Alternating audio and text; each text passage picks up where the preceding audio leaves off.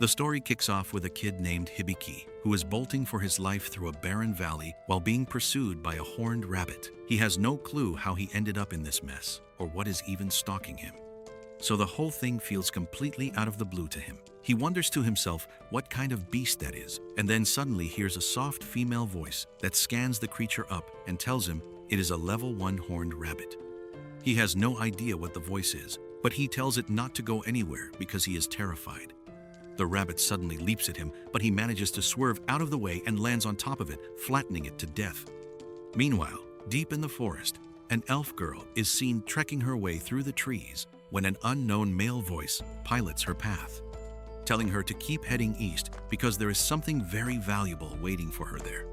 Meanwhile, Hibiki is relieved that he survived the horned rabbit attack, but he still has no notion where he is or what that voice was. On top of that, he checks his phone and sees he has no signal at all, which crushes any hope of calling for help, just to keep himself from snapping. He decides that the voice was not real and he was simply imagining things. He starts to feel a little hungry and thinks about eating the horned rabbit, but quickly reasons himself out of it, since he has no idea whether it is even edible. The voice then speaks up and inspects the body, letting Hibiki know that the horned rabbit is actually a prime delicacy that goes great in stews. Hearing that, he decides he will just take it with him for now, even if the idea still freaks him out a little. He starts to think more about this strange voice and notes that it only seems to speak up when he queries something. So, he starts testing it out by asking about random things like his backpack. The voice responds that it's a bag made of materials that do not exist in this realm. He continues asking with different things, and the voice responds each time with a clear and accurate analysis of whatever he asks about. Realizing this, Hibiki wonders if the voice can analyze him too, so he asks, and a screen appears in front of him showing all his stats. He scans through everything and sees that details like his name and age are all correct. But what baffles him is that it lists his job as a reviewer provisional, which makes no sense to him since up until now he was just living the normal life of a high school student. He then speaks up and asks the voice who she is, and she replies, telling him she is his status support, but that she is not able to reveal anything that counts as personal information. Hibiki does not think that sounds fair at all, but what boosts his spirits a little is seeing just how many skills there are for him to learn. He thinks the expert skill sounds interesting and tries to trigger it right away, but nothing happens. He then decides he will just start the tutorial since that seems easier, but the voice speaks up and tells him the tutorial is already active. Hibiki has no idea what she means by that. So he just moves on and tries out the world map skill, which brings up a holographic display in front of him. He takes a good look at it and realizes it is not actually a map. It is just logging the path he has already taken. This is when he grasps that he has been walking in circles the whole time. With that cleared up, he uses it to navigate himself and keeps moving. By sundown, he spots a road below him, but he gets a little too excited and trips, landing face first on the stone path.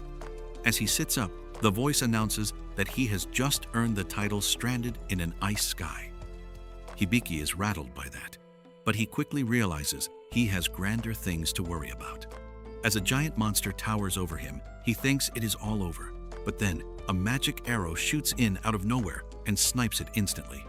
He looks over in shock and sees it was the work of an elf girl standing on a rock nearby. Just before he makes contact with the girl, the voice unlocks his speech so that he can speak and understand the language of this world. After Hibiki thanks her for rescuing him, she introduces herself as Emalia. Hibiki takes one look at her ears and figures she looks like an elf, so he tells her he really likes her costume. Emalia has no idea what he is talking about. She then asks him what he was doing out in the Maze Eater's grassland, and Hibiki just explains that he sort of spawned there out of nowhere, which leaves her stunned. The voice then runs a full scan on Emalia, and Hibiki is shocked to find out she is a real elf. He looks through her stats a bit more, and what jolts him even more is that she is actually 56 years old. Emalia explains to him that the Maze Eater grassland is actually a monster that mimics an open field. It does not attack directly, but simply waits for its prey to wear itself out from wandering around lost and then eats it. Hearing that makes Hibiki realizes just how close he came to being food. Emalia then pulls Hibiki into a hug and tells him he held up pretty well for a young boy. She does this because she thinks he is about 10 years old.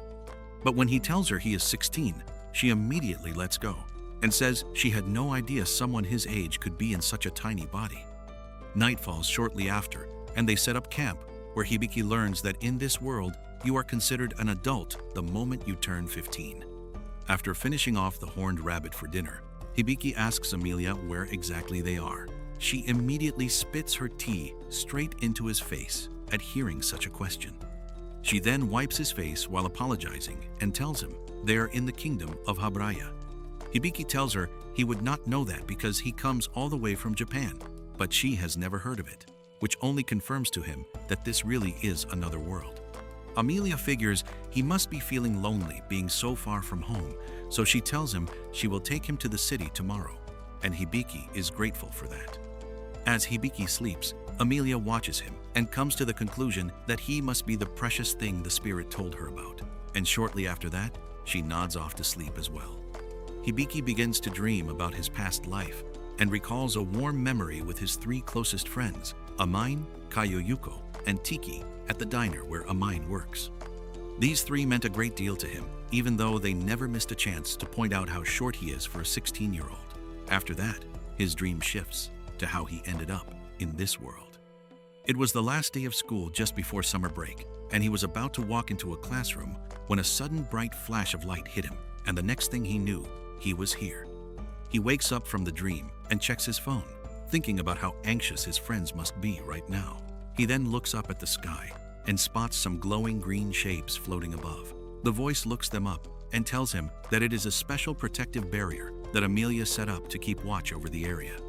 He takes that in and accepts that magic is real in this world, which means he truly is in another world. He decides to check on his own situation and asks the voice what being an evaluator provisional actually means. The voice explains that it is a job assigned to him by God and carries a rarity rank of B. It comes with the appraisal ability, which lets him identify the abilities and traits of any target. However, it does not come with any combat skills, which is why it is classed as a non-combat job. Hibiki is still wrapping his head around all of this, so he just decides to go back to sleep. The next morning, Emalia wakes up and thinks back on how she saved Hibiki the day before and spent the night out here with him. Shortly after, Hibiki wakes up as well, and the 2 of them hit the road and head for Lel, the nearest town. As they make their way through the forest, Emalia tells Hibiki it will take them about a day and a half to arrive. She also mentions that there are monsters in the area, but tells him not to worry because she is there to keep him safe. She is impressed that Hibiki was even able to sense them, and he tells her it is all thanks to his world map skill. Emalia is stunned to hear that he has the world map skill, since it carries a rarity rank of AAA. But when Hibiki tells her he is an evaluator provisional, she does not sound very impressed and treats it like some kind of joke. Hibiki does not understand why the world map skill is such a big deal, since all it does is show where he has been and whether any monsters are nearby. Emalia is floored by how he cannot see how useful that is for staying alive.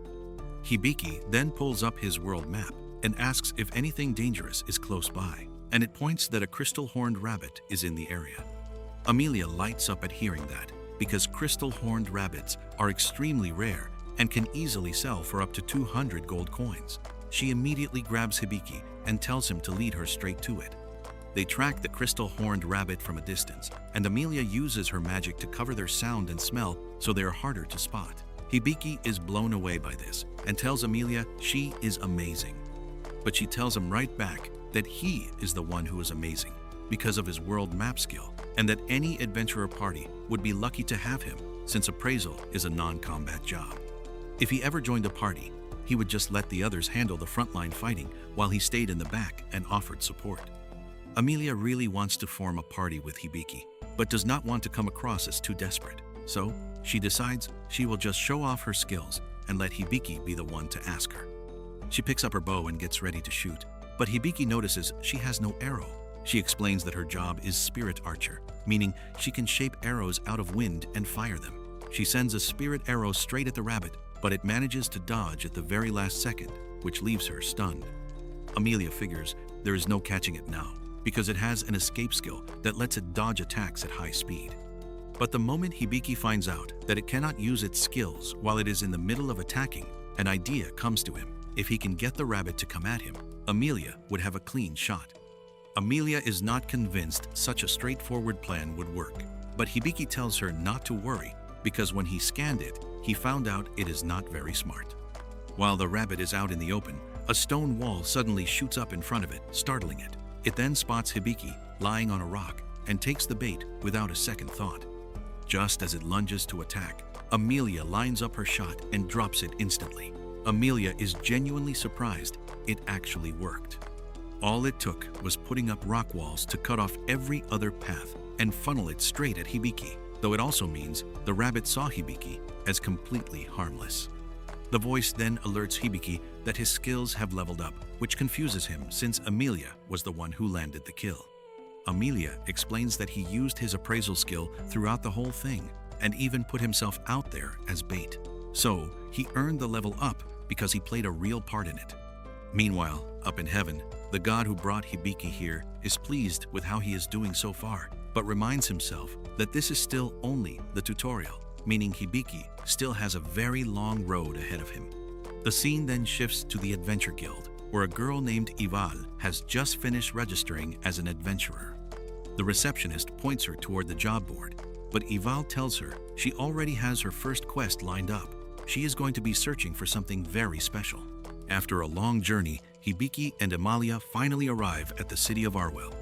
As soon as he enters the place, our protagonist is impressed by the beauty of the city, observing everything around him with admiration. Noticing this, Emalia places a cloak over him, trying to prevent him from drawing unnecessary attention.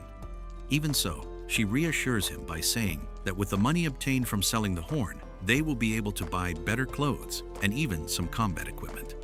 Curious, Hibiki asks what the value of a gold coin is. Upon hearing the initial answer, he is completely surprised. Trying to play it off, he ends up saying that he thought it was just a joke. To be sure, he asks the system to explain it better. The assistant then informs him that a single gold coin is equivalent to around 10,000 yen. This makes Hibiki finally understand why Emalia reacted that way earlier.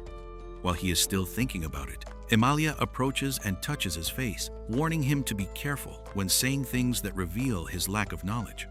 Her tone becomes more serious, making it clear that ill-intentioned people could try to take advantage of him. Faced with this, Hibiki realizes that she really has experience with this kind of situation. After that, the two head to the Adventurers Guild. As soon as they enter, they end up drawing attention. Some adventurers are surprised to see that Emalia has formed a party. But at the same time, they underestimate Hibiki because of his young appearance. Emalia immediately defends him, stating that despite looking younger, he is already considered an adult. Soon after, another group of adventurers appears. The leader looks at Hibiki and asks if he is a beginner, which Emalia confirms without creating any conflict. The group simply wishes them good luck and continues on their way. As they walk away, Emalia comments that they are known as the main silver group. Without wasting time, she takes Hibiki to the receptionist.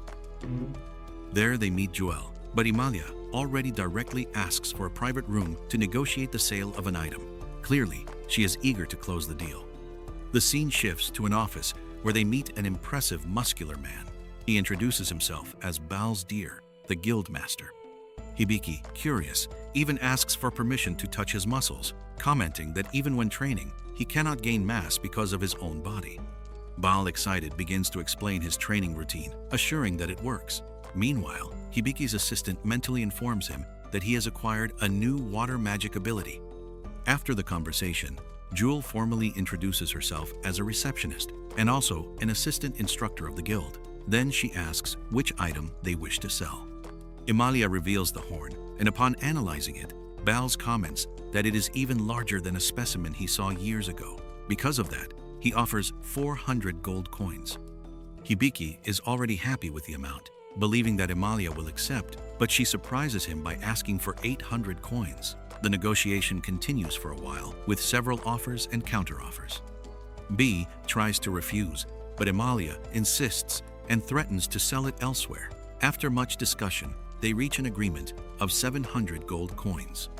Joel, who had been following everything, informs that the amount exceeds the budget and that the difference will be deducted from Balls' salary. Even so, Emalia is satisfied with the result and celebrates discreetly.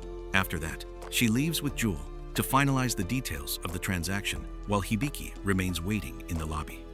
During that time, the assistant informs him that he can evolve his tutorial ability. Confused, Hibiki asks what that means.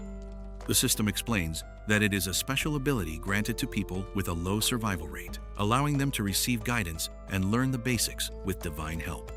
Not knowing whether that is a compliment or a criticism, Hibiki still finds it interesting to be able to receive that kind of help. At that moment, he hears a different voice and asks who is speaking. The voice replies that it is someone who supports him, but that it will not be able to help him forever because when the tutorial level increases, that support will be ended. Soon after, Emalia returns and informs him that she has received a mission and will need to travel to her hometown, not being able to take him along. This time, the news catches Hibiki by surprise. She explains that she has already asked Joel to take care of him and that he can stay at the same inn where she was staying, recommending that he look for Tanya. With little choice, Hibiki decides that he will continue on his own for now. He even mentions that there are missions aimed at those who are not focused on combat. After Emalia left, he ended up sleeping a lot, not knowing exactly what to do next. He still has not found a way to return to his world, which makes him uneasy. At that moment, someone knocks on the door. It is Tanya who enters worried, saying that he did not even show up for breakfast or lunch and that it is already time for dinner. Hibiki realizes that he cannot keep relying only on the money obtained from the horn, so he decides that he needs to find some kind of job. He then calls the system again, asking for more information. The assistant begins to explain his status and abilities, as well as recommending that he should not face enemies alone. It also presents new abilities, such as medical reading and contract, explaining that he can learn content simply by reading certain books before carrying out any action. Curious, Hibiki asks how long that would take, and the system replies that it depends on his understanding, but that it can be relatively fast. Agreeing, Hibiki decides to give it a try. At that moment, the assistant begins to read the book to him, starting yet another stage of learning in his journey. He makes a book appear right before his eyes, and without wasting time begins the process of absorbing all the knowledge contained within it. Meanwhile, somewhere else, Emalia talks with the same girl from before. During the conversation, she comments about Hibiki, highlighting how inexperienced he is and how he seems to understand almost nothing about that world, which ends up sparking even more curiosity in her. The other adventurer listens to everything with a slight smile and teasingly suggests that Emalia might be interested in him. Emalia immediately denies it, saying that she has just met him and that besides that, he is much younger, with an age difference of more than 40 years. Suddenly, an elf, dressed as a maid, appears in front of them. As soon as she sees her, Emalia runs and hugs her without hesitation, introducing her as Estelia, the head of the maids of her family. At that moment, we also discover the name of the blue-haired girl, which is Iel. However, Ibel interrupts the conversation by saying that she is now part of the group, which clearly bothers Estelia, who begins to grumble quietly, showing her dissatisfaction. A few days pass, and Hibiki continues lying on the bed, apparently doing nothing productive. However, there is an important difference. During that time, he managed to completely finish learning the medical book. With that completed, he decides to go out and heads to an armory where he buys some basic accessories to protect himself. After that, he goes to the guild in search of some work. During the way, he begins to talk with his assistant. Since her name is Rain, he suggests calling her Sis, and she accepts without any problem. Already inside the guild, a group enters, carrying a severely injured companion, desperately asking for help. The boy's condition is critical, and everyone becomes tense with the situation. Joel approaches and explains that Val is not in the city at the moment, but suggests trying to stop the bleeding with another type of healing magic. However, the support group states that it will not be enough. Upon observing the situation, Hibiki receives a notification from the system indicating that there is a chance to save the injured person. Without hesitation, he offers to help, surprising everyone around. They ask if he is a healer, but Hibiki answers that he is not, explaining that he is an appraiser with medical knowledge. Even so, they accept his help and hand him the patient. Hibiki then analyzes the injured person's condition and discovers that he was affected by a poison called turret, which prevents the body from stopping the bleeding. In addition, to fully restore the damage, it would be necessary to use a superior or perfect healing, which requires around 650 magic points. As he explains the situation, it becomes clear that no one there has enough mana for that. Searching for a solution, his assistant suggests the use of a contract, allowing him to temporarily receive mana from allies. Everyone immediately agrees, including Jewel. With that, Hibiki gathers about 273 additional magic points and begins the healing process. First, he completely eliminates the poison from the patient's body. Then, he performs a perfect healing, restoring the tissues and saving his life. After finishing everything, Hibiki becomes completely exhausted and ends up fainting, once again dreaming about his school friends. Upon waking up, the system's voice informs him that he has leveled up from level 2 to level 5 inches his profession. His contract ability has evolved, as well as his translation ability. At that moment, a young man enters, thanking him for saving his younger brother, Jade. Hibiki is confused at first, but understands when the young man then makes an important request that Hibiki keep his abilities a secret. He explains that few are capable of using superior or perfect healing, and that if this becomes known, many people might try to take advantage of him for financial interest. Thinking about that, he suggests that Hibiki officially join the Adventurers Guild. Still undecided, Hibiki reflects that he does not know how long he will stay in that city, but recognizes that having allies or someone to protect him might be a good idea since he is not a combatant. Taking advantage of the situation, Jewel offers him a bodyguard contract, giving him another option for his future. And so Hibiki begins to realize that even without intending to, he is getting more and more involved in that new world and in the responsibilities that come with it.